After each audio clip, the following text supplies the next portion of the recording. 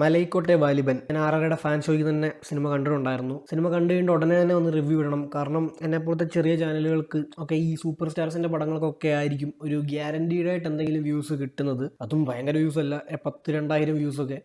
അപ്പം പെട്ടെന്ന് ഇട്ടാൽ മാത്രമേ അത് കിട്ടൂ. അപ്പോൾ അങ്ങനത്തെ ഒരു പ്ലാനിലാണ് ഞാൻ പോയത്. പക്ഷേ സിനിമ കണ്ടു കഴിഞ്ഞിട്ട് ഇതിപ്പം 6:30 ഷോ തുടങ്ങി 9:30 ആയപ്പോൾ കഴിഞ്ഞു. ഇപ്പം 1:30 ഇപ്പോഴാണ് ഞാൻ റെക്കോർഡ് ചെയ്യുന്നത്. അതിന് കാരണം എന്താണെന്ന് വെച്ചാൽ സിനിമ കണ്ടു കഴിഞ്ഞപ്പോൾ എനിക്ക് ക്ഷീണമായിപ്പോയി.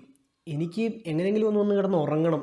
എന്നാൽ വീട്ടിൽ വന്നപ്പോൾ ഉറങ്ങാനും പറ്റുന്നില്ല. കാരണം മൊത്തം ഇന്നത്തെ ദിവസം തന്നെ പോയല്ലോ എന്നൊരു ചിന്തയായിരുന്നു ഈ സിനിമ കണ്ടു കഴിഞ്ഞ് ഇറങ്ങിയപ്പോൾ.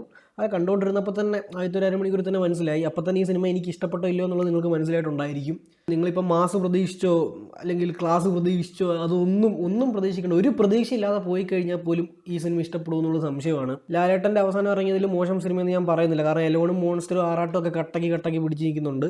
പക്ഷേ ലിജോ ജോസിൻ്റെ അവസാനം ഇറങ്ങിയത് പോയിട്ട് പുള്ളിയുടെ കരിയറിൽ തന്നെ എനിക്ക് ഒട്ടും ഇഷ്ടപ്പെടാത്ത സിനിമയാണ്, അല്ലെങ്കിൽ ഒരു വേസ്റ്റ് സിനിമ എന്ന് വേണം പറയാം. ഇപ്പോൾ ലിജോ ജോസിൻ്റെ ബാക്കി സിനിമകളും ഭയങ്കര സംഭവമല്ല, അതിനും ഒരു ഓഡിയൻസ് ഉണ്ട്. ബാക്കി ആൾക്കാർക്ക് അത് ഇഷ്ടമല്ല. എനിക്ക് പേഴ്സണലി പുള്ളിയുടെ ചില സിനിമകൾ മാത്രമേ ഇഷ്ടമുള്ളൂ. പക്ഷേ എങ്കിൽ പോലും ബാക്കി സിനിമകൾക്ക് ഒരു ഐഡിയ അത് വ്യക്തമായിട്ട് കൺവേ ചെയ്ത് പോകാൻ പറ്റിയിട്ടുണ്ടായിരുന്നു. അതിപ്പോൾ എൻ്റർടൈനിങ് ആയോ അല്ലയോ എന്നുള്ള സെക്കൻഡറി, ഇത് മൂടി പിടിക്കണമെന്ന് അറിയാതെ പാടുവിടുന്നതായിട്ട് തോന്നി. ഒരു സീരിയസ് ഇമോഷണൽ സീനിൽ വരുന്ന ഫൈറ്റൊക്കെ ഇവർ കോമഡി ടൈപ്പുള്ള BGM-ഉം ആക്ടേഴ്സിൻ്റെ കോമഡി അവരെ കോമിക്കലി അഭിനയിപ്പിച്ചൊക്കെ കോമാളിത്തരാക്കിയിട്ടുണ്ടെന്ന് വേണം പറയാൻ. പിന്നെ ഇത് ടെക്നിക്കലി സൂപ്പറാണ്, അല്ലെ ലാലേട്ടൻ ഈ സിനിമയിൽ അടിപൊളിയാണ്. ഇത് രണ്ടും ഉള്ളത് തന്നെയാണ്. ലാലേട്ടൻ നന്നായിട്ടുണ്ട്, ടെക്നിക്കലി സിനിമ കൊള്ളാം.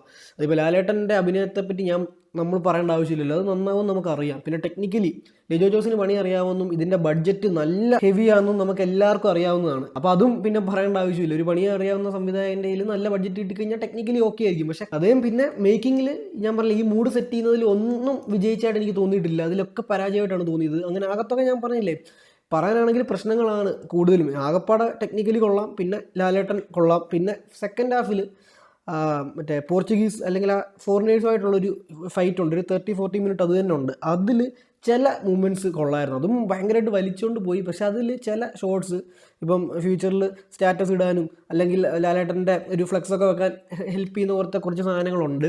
അതും ക്ലാസ് ചെയ്ത് തന്നെയാണ്. അത് ഒഴിച്ചു നിർത്തി കഴിഞ്ഞാൽ ബാക്കി പടം കംപ്ലീറ്റ്ലി എനിക്ക് നിരാശയാണ് സമ്മാനിച്ചത്.